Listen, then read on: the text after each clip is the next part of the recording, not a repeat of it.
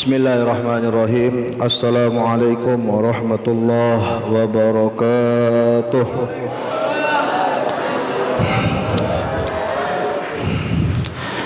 Alhamdulillah.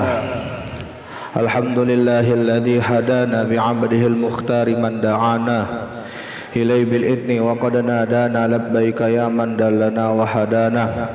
Shalla alaika Allahu bari'uka alladhi bika ya musyaffa'u khassana wa hadana labbaika ya Rasulullah sallallahu alaihi wasallam. Allahumma salli wa sallim ala sayyidina Muhammadin miftahi babi rahmatillah adada ma fi ilmillah salatu wa salaman daimain bidawamil mulkillah amma ba'd. Bapak Ibu, orang-orang tua kami, jemaah salat fardu Isya dan salat sunnah tarawih yang dimuliakan oleh Allah Subhanahu wa taala. Di pertemuan yang pertama yang awal ketika Kamis malam Jumat, kita bahas kemarin di kultum ini masalah daripada asal muasal nama Ramadan.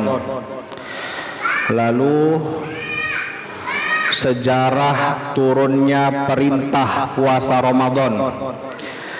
Agak sedikit diklarifikasi, kemarin saya bilang Nabi Muhammad SAW bertemu dengan Ramadan itu 10 kali. Walhasil yang saya baca itu adalah, mohon maaf, pendapat yang lemah ataupun perawinya cacat. Maka perintah Ramadan itu jatuh di tanggal 28 Sya'ban, tetap di tahun kedua Hijriah, dan Nabi wafat di hari Senin di tanggal 12 Rabiul Awal pada waktu duha di tahun ke-11 Hijriah. Jadi lahirnya Nabi dengan tanggal wafatnya Nabi sama. Makanya ibu-ibu, bapak-bapak kita semua, biasanya kita ini wafat sesuai tidak jauh dari hari kelahiran kita. Tidak percaya? Cek keluarga kita yang sudah wafat terdahulu. Itu wafatnya nggak jauh dari hari kelahirannya. Rasulullah lahir hari Senin tanggal 12 Rabiul Awal, dan Nabi juga wafat di hari Senin tanggal 12 Rabiul Awal. Bedanya Nabi lahir di sepertiga malam di waktu-waktu tahajud, Nabi wafat di waktu duha. Nah, jadi kalau misalnya kita ada yang lahir di hari Senin, berarti kalau nggak hari sebelumnya atau hari itu juga atau hari sesudahnya. Nah, jadi kalau misalnya yang lahirnya hari Senin, tengok kakaknya atau akte kelahirannya, berarti hari angkernya Minggu, Senin, Selasa. Wallahu a'lam bishawab. Jadi dari tahun kedua Hijriah, Nabi wafat di tahun ke-11 Hijriah, berarti Nabi jumpa sama Ramadan 9 kali. 8 kali harinya kurang daripada 30 hari, hanya sekali yang sempurna 30 hari. Lalu kemarin juga kita bahas tentang ya ayyuhalladzina amanu kutiba alaikumussyam kama kutiba alal ladzina min qablikum la'allakum tattaqun. Kenapa di sini Allah pakai kata amanu? Karena Allah mengajak orang yang beriman. Kenapa? Karena tafsirnya dan hakikatnya hanya orang yang di dalamnya hatinya ada Allah dan Rasulullah, yang memang orang-orang di dalam hatinya betul-betul beriman kepada Allah dan Rasulullah, maka sangat mudah dan ringan dia melaksanakan ibadah puasa Ramadan. Imannya sahabat naik turun, imannya umat akhir zaman keluar masuk. Makanya di dalam hadis, di akhir zaman nanti ada orang yang beriman di pagi hari, siangnya kafir. Dalam riwayat lain ada orang yang beriman di pagi hari, sorenya dia sudah fasik dan munafik. Atau sorenya dia beriman, paginya sudah fasik dan munafik. Maka hanya orang yang berimanlah yang ringan melaksanakan puasa Ramadan. Makanya Allah tidak pakai kata mukminin atau ya ayyuhal Islam, tapi pakai kata amanu. Terus ayat selanjutnya dan diakhiri la'allakum tattaqun. Dan predikat terbesar daripada puasa Ramadan adalah agar bagaimana kita menjadi orang yang bertakwa.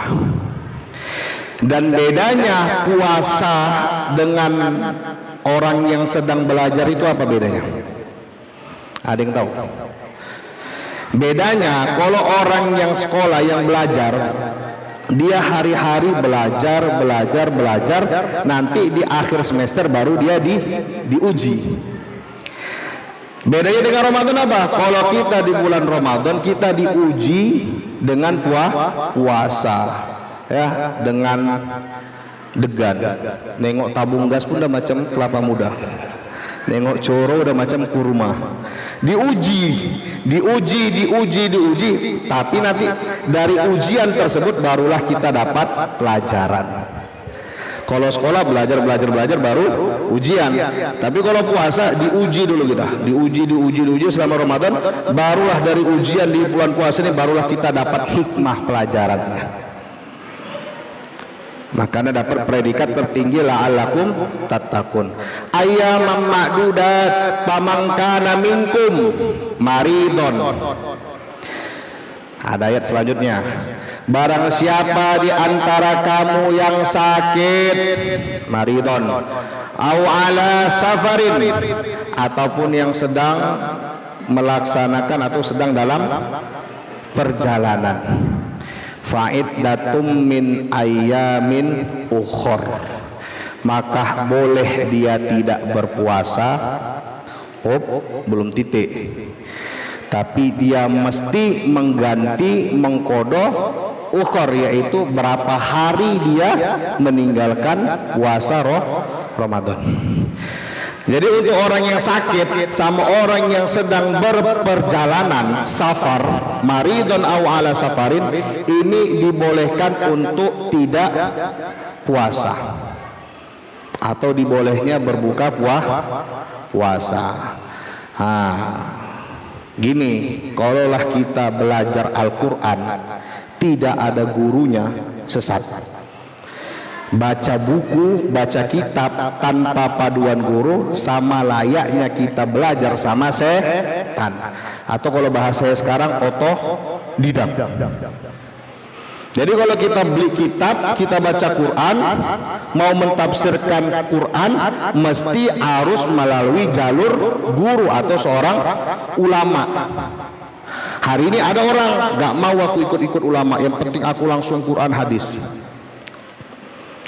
Emang kita sudah semanah ilmu agama kita hingga bisa mentafsirkan Al-Quran? Orang yang bisa mentafsirkan Al-Quran itu harus memiliki 15 cabang ilmu agama, bukan fisika, matematika, bukan itu. 15 cabang ilmu agama. Maka arti di sini sakit boleh gak puasa? Rupanya Ustadz tadi pagi kita bahas juga masalah ini. Dan saya lihat lagi syarahnya, sakit yang dibolehkan untuk tidak berpuasa ini adalah sakit yang apabila kalaulah dia berwudu, kalaulah dia melakukan sholat tapi tidak bisa dengan wudu tapi menggunakan tayamum. Berarti apa ini? Sakitnya betul-betul parah, menggigil. Atau dia masuk rumah sakit di opname, selang sana selang sini, info sana info sini. Ini kan uduk payah, sehingga diganti dengan tayamum. Inilah sakit dimaksud daripada Al-Quran ini. Jadi kalau demam, asam lambung, mencret, ini mental. Memang malas.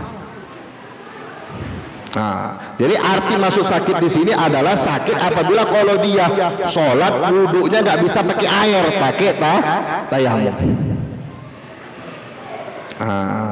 Tapi ada harapan sembuh. Boleh dia nggak puasa tapi tetap wajib kodo. Tapi kalau nggak ada harapan sembuh, memang udah sakitnya komplikasi, dia nggak ada wajib puasa. Dan dia juga nggak wajib kodo, tapi syaratnya sakitnya parah, komplikasi stadium akhir. Ada yang mau? Gak wajib Ramadan, gak wajib kodo, hanya bayar fidyah. Tapi kita harus punya penyakit yang begitu banyak, nauzubillah. Gak ada yang mau. Tapi kalau sakitnya masih ada harapan sembuh, seperti tadi di opname ya, selang sana selang sini, tapi masih ada harapan sembuh. Nah, ini boleh dia nggak puasa Ramadan, tapi di luar bulan Ramadan wajib kodo.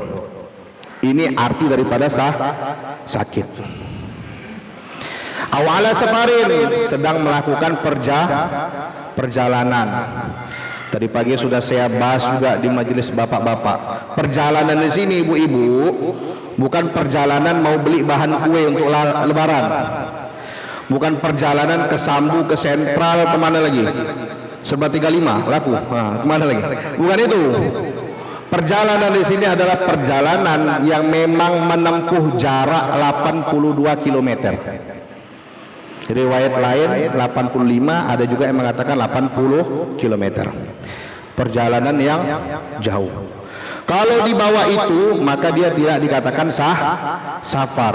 Ustadz, saya dari Namorambe ke Pajak Deli Tua belanja untuk bahan-bahan kue, langsung lanjut ke Sambu beli baju lebaran anak, lanjut lagi ke Sentral. Kalau dikira Ustadz, saya udah keliling-keliling ini pulang pergi udah 82 km lebih Ustadz. Bukan itu maksudnya. Dia sekali perjalanan 82, bukan dihitung pulang balik. Jadi kalau orang yang sedang safar ini boleh dia tidak berpuasa, cuma tetap wajib qadha. Nggak boleh bayar fidyah, wajib qadha.